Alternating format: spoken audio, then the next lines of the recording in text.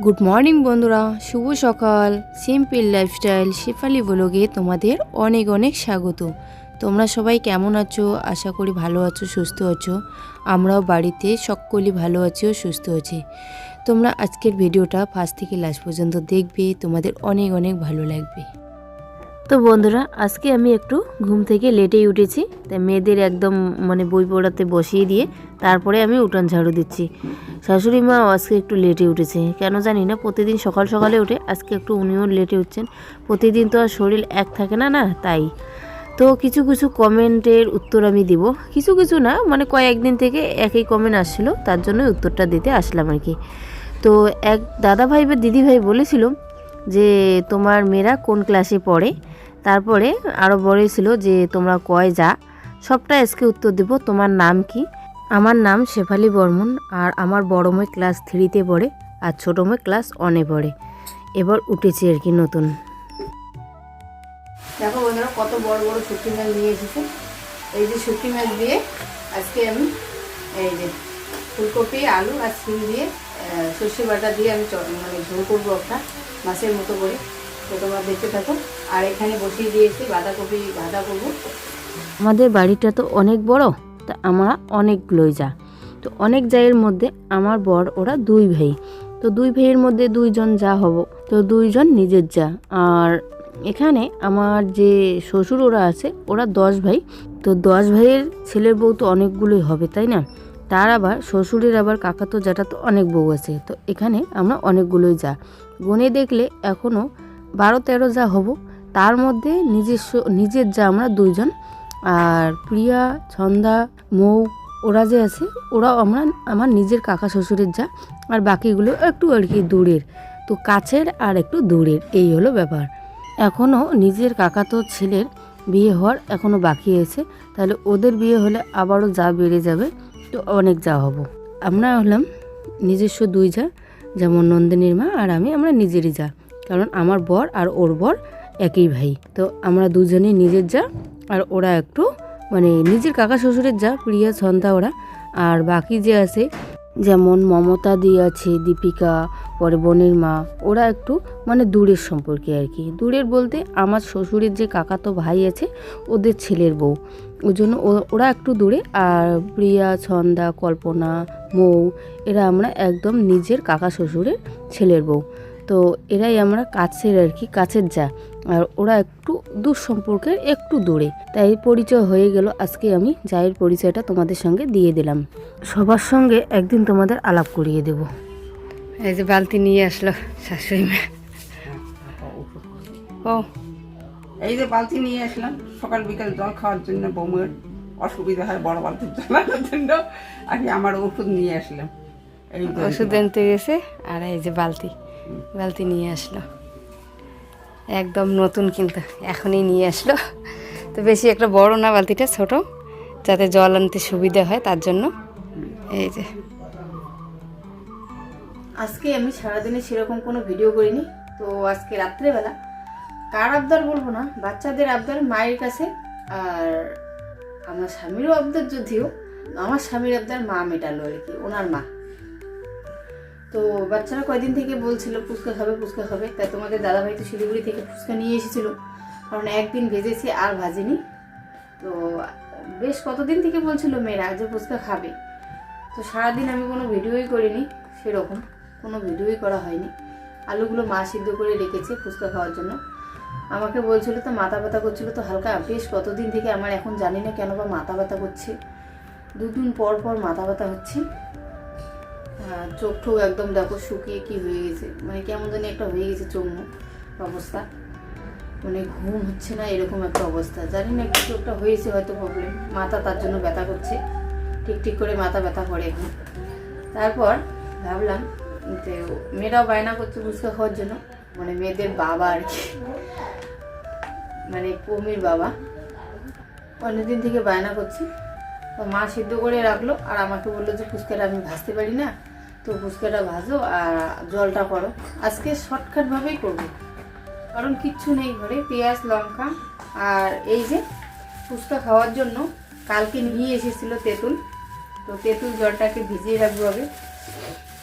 তেঁতুলটা একটু ইয়ে হয়ে যাবে। অনেকগুলো তেঁতুল নিয়ে এসেছে, আর তেঁতুলটা কিন্তু খুব সুন্দর একদম। এই তেঁতুলটা ভালো, তো বেশি দিব না, আমি অল্প করে করব। ঘরে ধনে পাতা কিচ্ছু নেই, ধনে পাতা একটু দিয়ে যে করবো, তো যেমন হবে সেরকমই আর কি খাওয়াবো আজকে। পরে আর একদিন করে খাওয়াবো ভালো করে, কারণ যে কোনো রেসিপি বা যে কোনো কিছু করতে গেলে ভালো করে প্রস্তুতি না নিয়ে করলে তো সাদা মাটা হবেই বলো। তো এই যে শর্টকাটভাবে করবো আর সিম্পলভাবে, বেশি একটা শরীরটাও ভালো নয়, মাথা ব্যথা করতেছে। তো বায়না মানে আমার মেয়েদের বায়না আমি মিটাচ্ছি, আর মা আমার ছেলের বায়না মিটাচ্ছে। ও বলছে যে অনেকদিন হয়ে গেছে, ফুচকাগুলো নিয়ে এসেছি, শেষ করে দিয়েছো। আমি বললাম যে ফুচকা তো আমি ভাজিনি, শুধু একদিন ভেজেছিলাম, তাই কেন অল্প করে দিলাম। এগুলোই জল দিয়ে ভিজিয়ে রাখবো, বেশি একটা টক করবো না। রাত্রিবেলা তো, এটা দিনের বেলায় প্রোগ্রাম করা উচিত ছিল, কারণ আমার তো ইচ্ছেই ছিল না আজকে ফুচকা ভাজার। মেয়েদের বায়না, বাচ্চাদের বায়না একটু তো মিটাতে হয়। তো রাত্রিবেলায় পমির বাবাও বলতেছে যে ঠিক আছে রাত্রিবেলায় করো, কোনো ব্যাপার না। তাই রাত্রিবেলায় করবো ফুচকাটা। আলুগুলো সিদ্ধ করে শুধু রেখেছে, এখন আলুগুলোকেও ছুলিয়ে নেব আর জলটা আগে দিয়ে নিব। তো শ্বশুর বাড়িতে থাকলে একটু একটু সবার আবদার মেটাতে হয়, এই হলো ব্যাপার। শ্বশুর বাড়িতে থাকা কতটা জ্বালা তোমরা জানোই সবাই, মেয়েরা তো কম বেশি জানি শ্বশুর বাড়িতে থাকা কতটা জ্বালা। সবার আবদার মেটাতে হয়, এই আর কি অবস্থা। বাচ্চাদের আবদার মেটাও, স্বামী সন্তান সবার আবদার, শ্বশুর শাশুড়ি মা সবার আবদার মেটাতে হয়। তো শাশুড়ি মা তো আমাকে যথেষ্ট হেল্প করে, বলে কিছু লাভ নেই।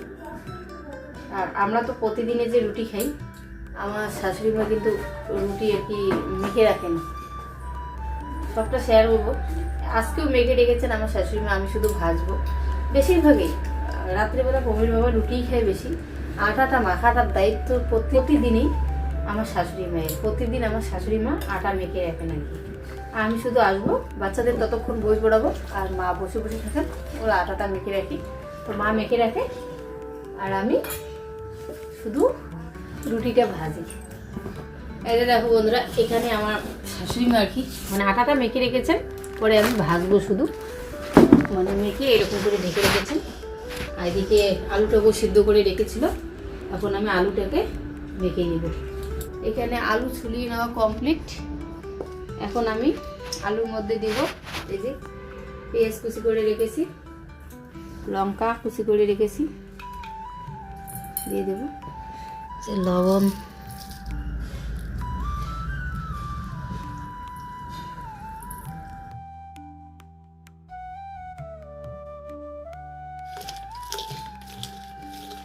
এখানে আলু মেখে নেওয়া কমপ্লিট। এখন আমি তেঁতুল জলটাকে মেখে নেব। আগে তেঁতুলটাকে এভাবে মেখে বীজটা বের করে নিই। বেশি একটা তেঁতুল জলটা ইয়ে করবো না, এমনিতেই মনে হয় টক টক লাগতেছে দেখতেই, বেশি একটা করব না, এগুলো সব ফেলে দেব। এই যে জল জিরা আর আচার আছে একটা, এগুলো দিয়ে দিব জলে। জল জিরাটা দিয়ে দিলাম, পুরোটা দিব না, অল্প জল তো। তারপরে এখানে আচারটাকেও দিয়ে দিব। তারপরে এখানে একটু পেঁয়াজ আর একটু কাঁচা লঙ্কা থুয়েছি, এটাও দিয়ে দেব। বেশি দিব না, হালকা করে দিলাম। এই যে একটু শুকনো লঙ্কা দিয়ে দিলাম, বেশি একটা দিব না, বাচ্চারা খাবে তো হালকা ঝাল। এখানে আমার আলু মাখা আর জলটা একদম রেডি হয়ে গেছে। এখন আমি ফুচকাটা ভেজে নেব, ভেজে নিয়ে চলবে খাওয়া দাওয়া। তো এখানে আমি রেখে দিলাম, এখন ঢেকে রাখবো। এই যে আমার ফুচকা ভাজার চালু। এগুলো কিন্তু দোকানের কেনা তো ফুচকাগুলো খুব ফুলে, কিন্তু আটার হলে অতটা ফুলতো না, একদম গোল লাড্ডুর মধ্যে হয়ে যাবে। আমার ভাজতে এগুলো খুব ভালো লাগে। দেখো কত বড় বড় আর কত সুন্দর দেখতেও খুব ভালো লাগে, একদম গোল, কোনো ব্যাকা চাকা কিচ্ছু নেই, একদম গোল হয়ে গেছে। দেখো লাড্ডু, লাড্ডু তো লাড্ডুই হয়েছে। দেখো আমার ফুলই না। এই যে ফুচকা ভেজে নিয়ে আসলাম, এখন চলবে খাওয়া দাওয়া। তো সবাই বসে খাচ্ছে, আর আমার মেয়েরা তো খাচ্ছে। এই যে ছোটো মেয়ে নিচ্ছে আর খাচ্ছে, তার জন্য মানে মুসকে মুসকে হাসি দিচ্ছে। একটা নিচ্ছে আর খাচ্ছে, তো তার জন্য এই জলটা খাও তো, খেত বলো তো কেমন হয়েছে জলটা, লবণ লবণ টবণ লাগছে কিনা। ঠিক আছে না? ইয়ে দিয়ে খাও না, একটা ফুচকা নিয়েই খাও, আর ফুচকাটা আমার হচ্ছে না। জলটাতে লবণ টবণ লাগছে কিনা। ঠিক আছে। সব ঠিক আছে, আমাদের হবে ফুচকা খাওয়া। আর বাই বাই, টাটা, দেখা হচ্ছে কালকে আবার।